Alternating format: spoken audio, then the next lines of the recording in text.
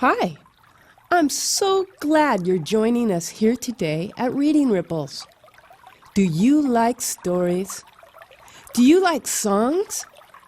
Well, then you are going to be so happy you came along.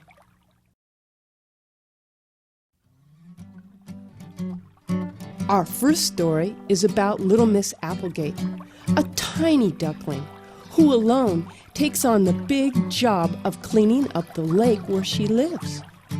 Now, while we are at the lake, I want you to try and see everything through the window of your imagination. And also, listen for all the different sounds you might hear. Okay, are you ready to go to Miss Applegate's lake? Well, then what are we waiting for? Let's go.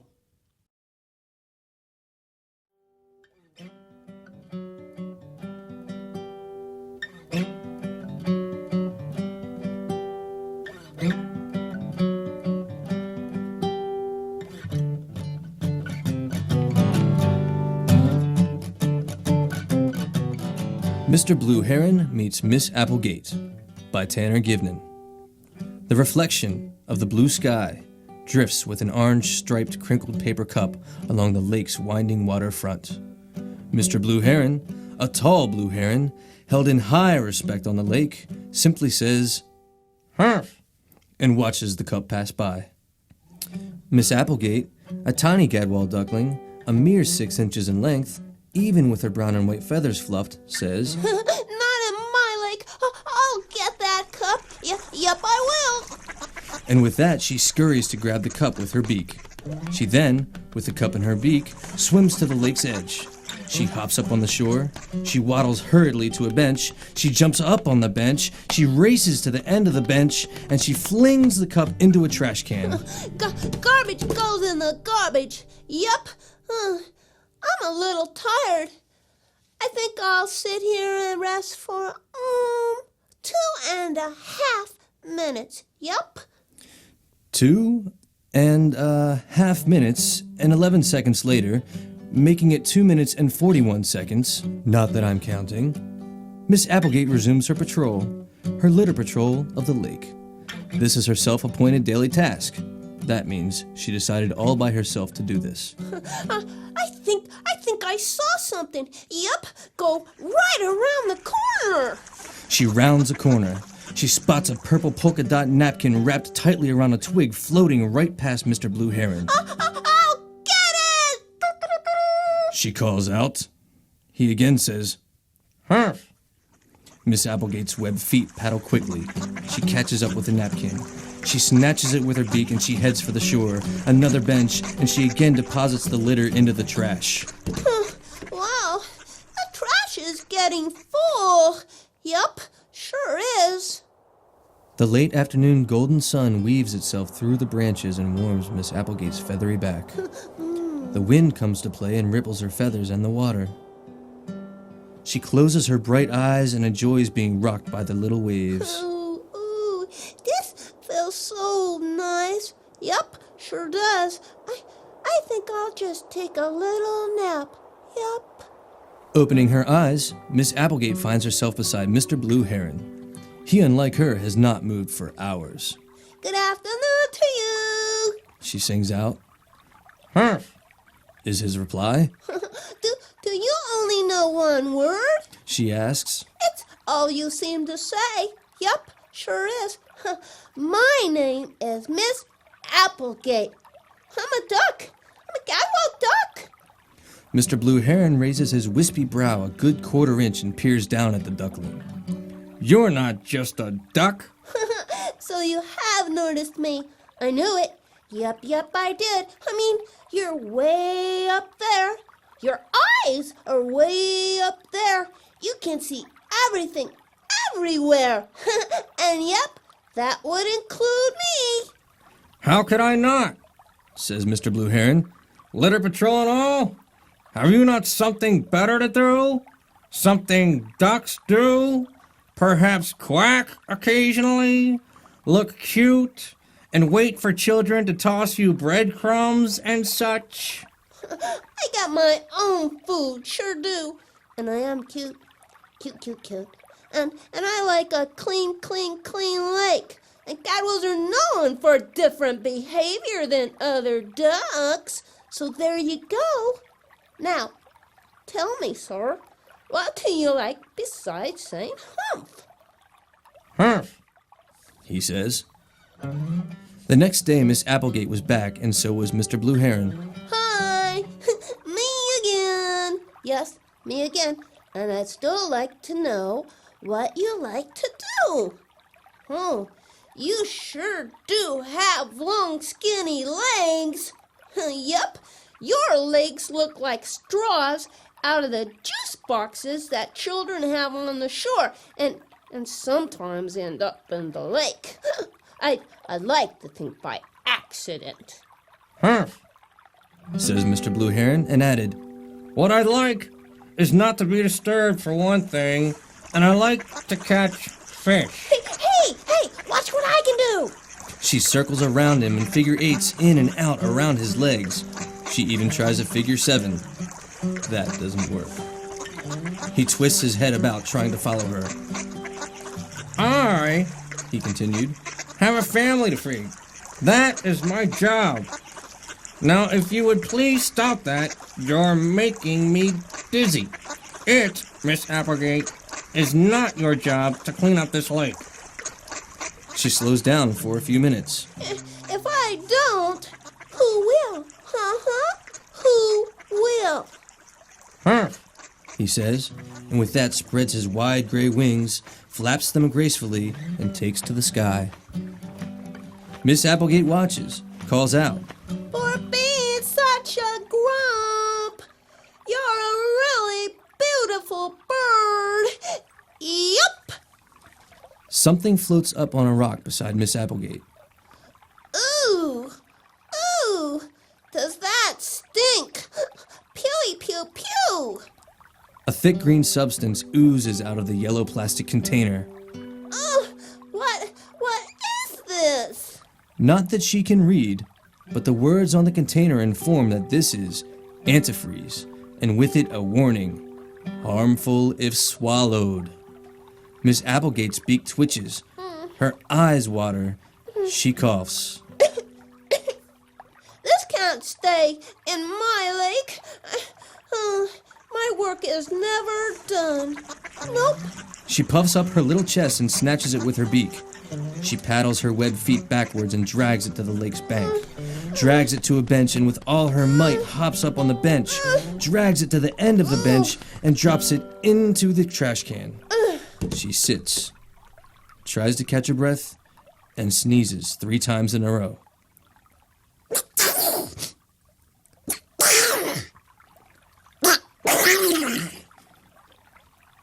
The next day, Mr. Blue Heron watches for Miss Applegate. He never sees her. The day after that, Mr. Blue Heron again watches for Miss Applegate, but never sees her. What he does see is trash and more trash floating in the water. A week has passed.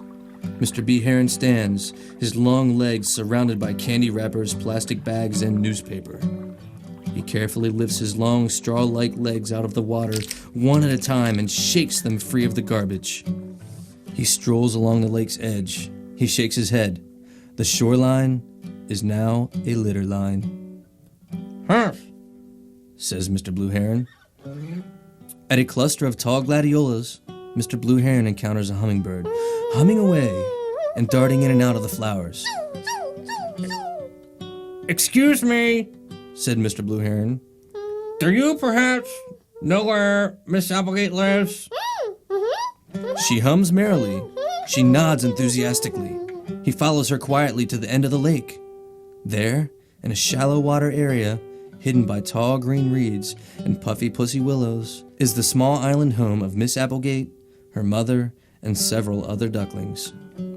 Miss Applegate sits, slumped in a pile of thick leaves. Her eyes are droopy.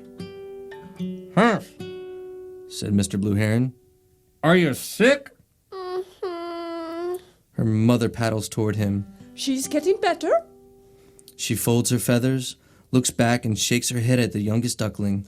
I've told her, and I've told her. not to touch the garbage, that it's not her job. Mr. Blue Heron does not say, "Humph." He instead says, "If we don't, who will?"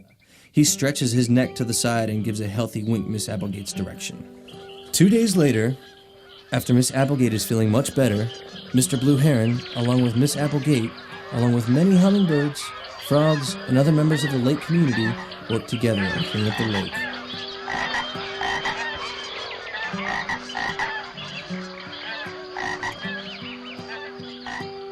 That night, the clear, clean reflection of the moon and a little star float on the water right beside the reflection of Mr. Blue Heron and little Miss Applegate. The lake looks wonderful, says Miss Applegate. Thanks for all your help. You are pretty nice for how hard you pretend not to be. Yup, you are. Humph, is all Mr. Blue Heron can say, and he smiles. I like you. Are we friends? Humph. Yep. The end. Yep.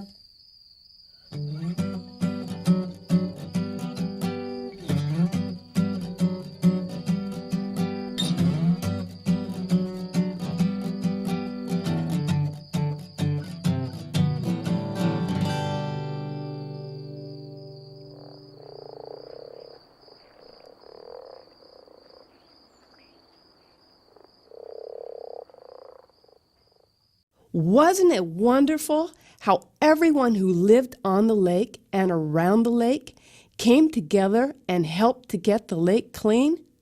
Say, did you hear all the different sounds? Were you listening? Did you hear the wind? Did you hear the sound of the water? Did you hear the frogs croaking? Did you hear the crickets? And the ducks and the geese? Did you hear the ducks and the geese? And the sound of everyone working together. Did you hear that? That's the sound of teamwork. Sounds of the lake community cleaning the lake. Next time you go to the lake, enjoy all that you see and all that you hear. And of course, remember to help Miss Applegate out by putting your garbage in the garbage can. Now, here are a couple of songs for you. Clap your hands or dance or just enjoy listening.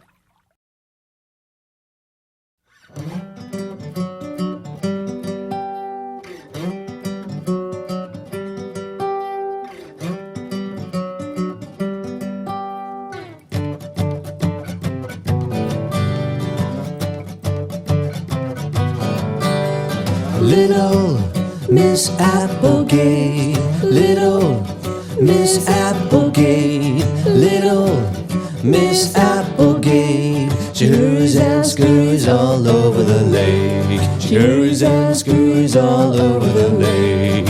Up in the morning she waves her wings, heads right out to check on things. Ever seen a lake cleaned by a duck? As silly as a duck driving a truck. As silly as a duck driving a truck. Little Miss Applegate, little Miss Applegate, little Miss Applegate. She hurries and scurries all over the lake. She's just one little gadwell duck, trying to clean up all the yuckity yuck. Yuckity yuck, not for a lake. No more than blue in your mama's cake. No more than blue in your mama's cake. Little Miss Applegate, little Miss Applegate, little Miss Applegate. She hurries and scurries all over the lake. Come visit her here at the lake. Come have a picnic, ride bikes, take a break. There's so much for you to do. Birds, butterflies, a bullfrog or two. birds, butterflies, a bullfrog or two. Little Miss Applegate, little Miss Applegate, little Miss Applegate. She hurries and scurries all over the lake. She hurries and scurries all over the lake. She hurries and scurries all over the lake.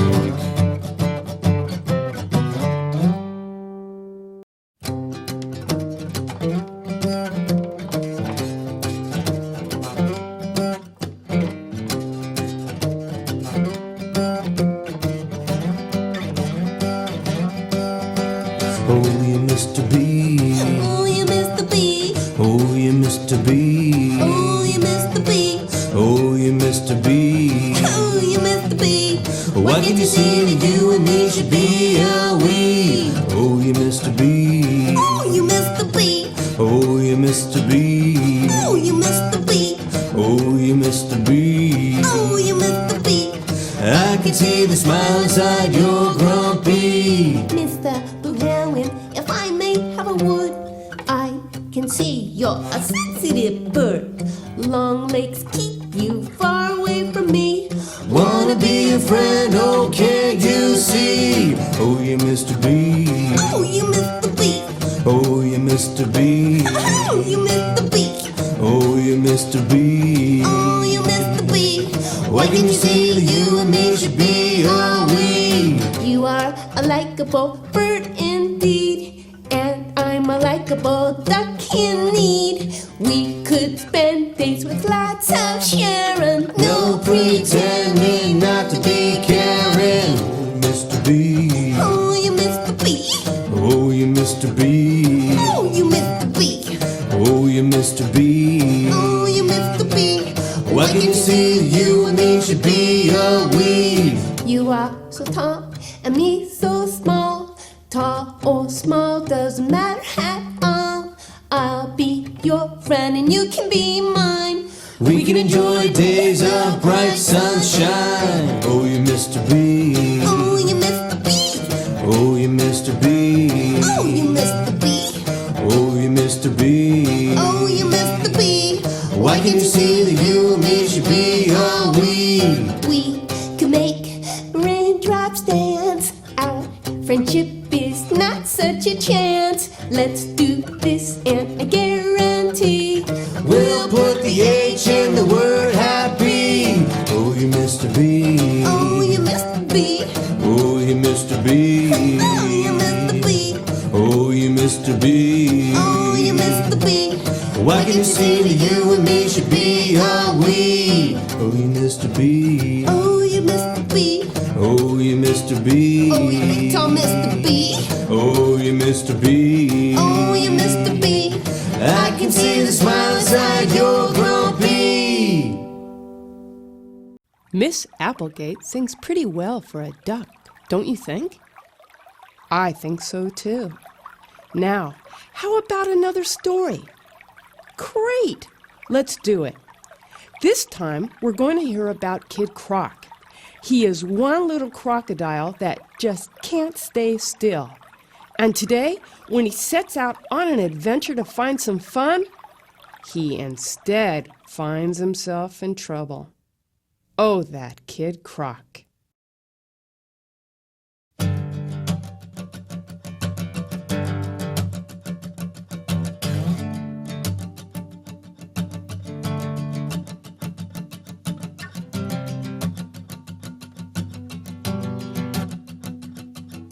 Kid Croc by Tanner Givnan. Kid Croc sits up on his rock, trying to figure out how to have a fun day. For fun like the sun, he cannot live without. Snappity snap snap go his big white teeth as a bird flies by. Snappity snap snap go his big white teeth as a fish swims by. The fish in the water, he says. The bird in the sky, he sighs. And me on a rock, he shakes his head. Watching the day go by? Kid Croc jumps up. Why didn't my mom have to put me in time out? She knows I can't always be good. She knows I need to scurry about. A day not moving, A day not doing is not a day for me. I know. I will tell her I needed some exercise. She's got to agree. And with that, he does a happy dance.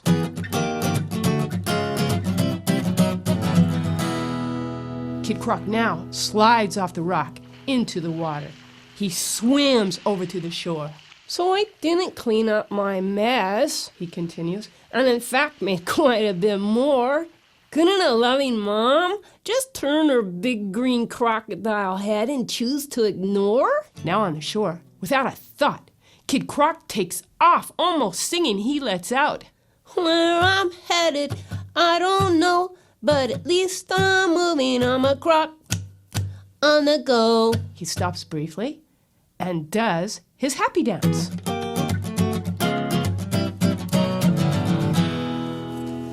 He takes off, up and down over 6 hills, and now through some tall, tall, tall grass. Snappity snap, snap go Kid Croc's big white teeth. I can't see where I'm going, he says, but I'm feeling free at last. He heads down a 7th hill and out onto some sand. He stands at the edge of the water. There is no more land. Kid Croc stares out over the ocean. This big blue ocean, he says, is full of commotion. This is the way it should be. Waves, sun, sand, and Kid Croc. That's me. He, of course, takes a second to do his happy dance.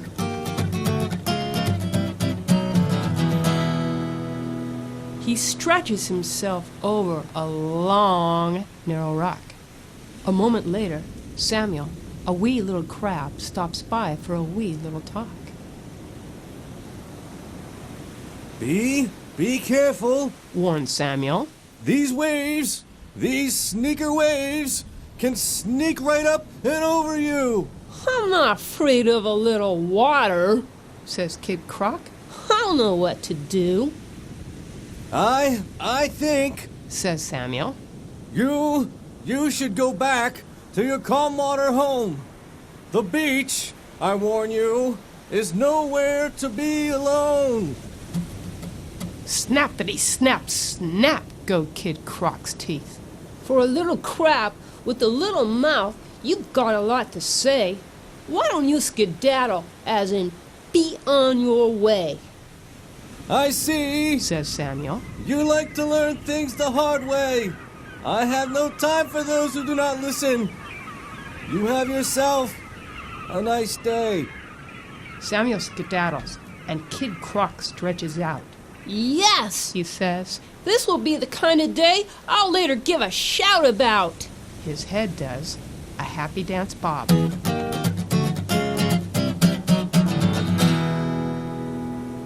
He closes his eyes. He could not want anything more. He does not spy the sneaker wave rolling higher and higher, coming faster and faster up on the shore. The sneaker wave crashes over Kid Croc and drags him out to sea. Kid Croc splashes his little legs and he screams, "Somebody help me, please!" Samuel turns and watches from back on the beach. His crab legs tremble. Soon, Kid Croc, He yells. we'll be far out of reach. Samuel whistles as loud as a crab can. Out come hundreds of crabs from under the rocks, from under the driftwood, and yes, from under the sand. They waste not a second of time, the little crabs. They pinch their crab pinchers together and form a long, very long lifeline. Samuel holds on strong. He swims bravely out through the rough ocean water, out to where Kid Croc does not belong. Samuel struggles as the waves try to hold him back. Though he is small, determination he does not lack. After 5 tries, he reaches out and successfully pinches onto Kid Croc's tail. He signals the lifeline of crabs to reel him in and is given a nod from a passing humpback whale. The crabs skedaddle backwards. They pull and pull and pull till all are safe back on land. Kid Croc does a tired, happy dance.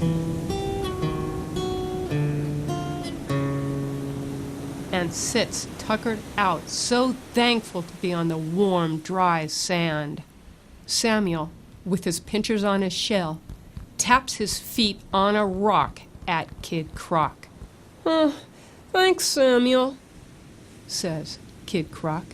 Well, thanks a lot."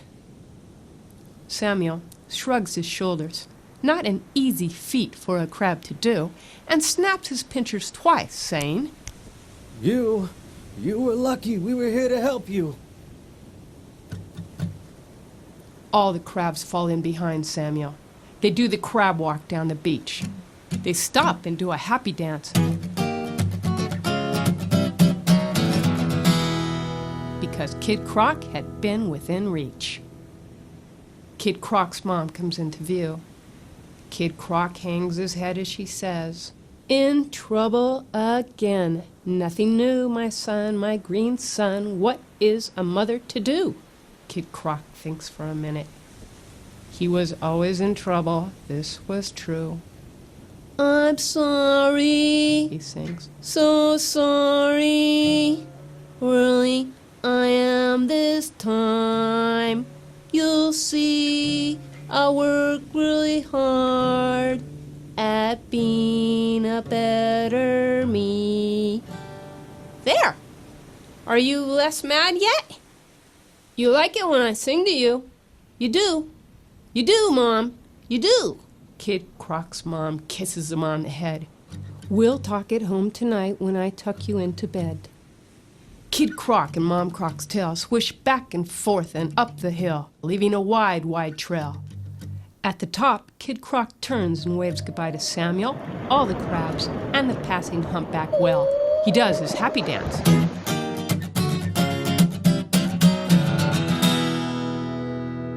His mother joins in, and they continue on their way.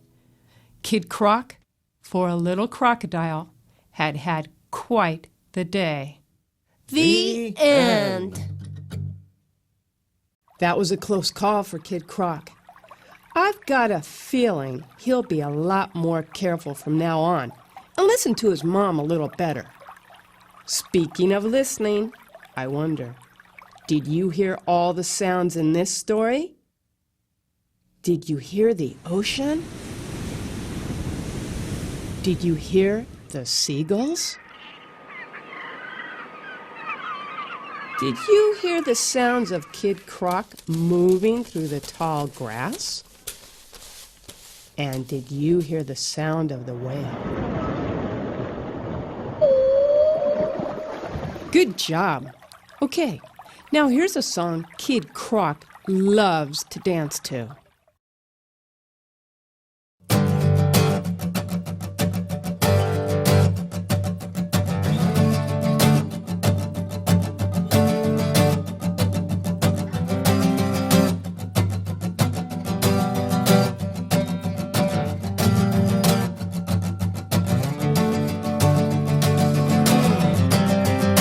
I'm Kid Croc, living on my rock, adventuring every day, no one place I stay.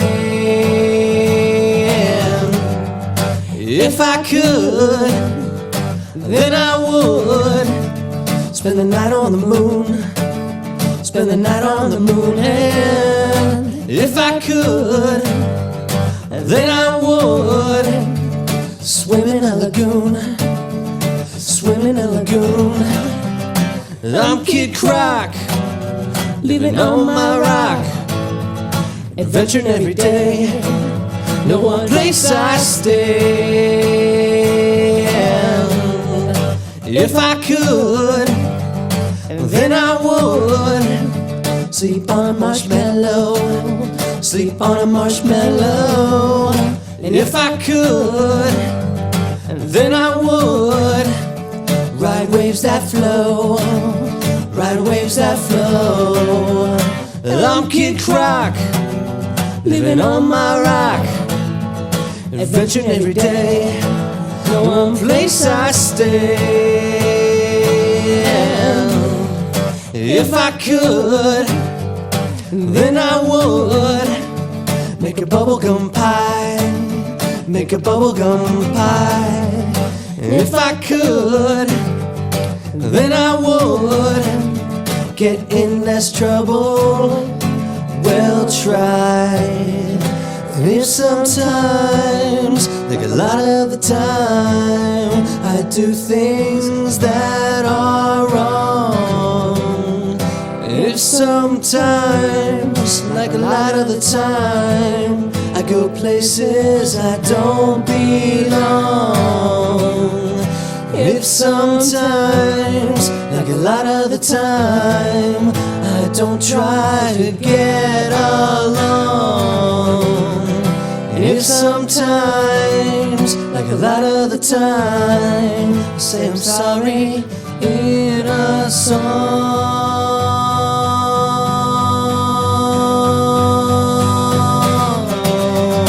I'm Kid Croc, living on my rock, adventuring every day, no place I stay.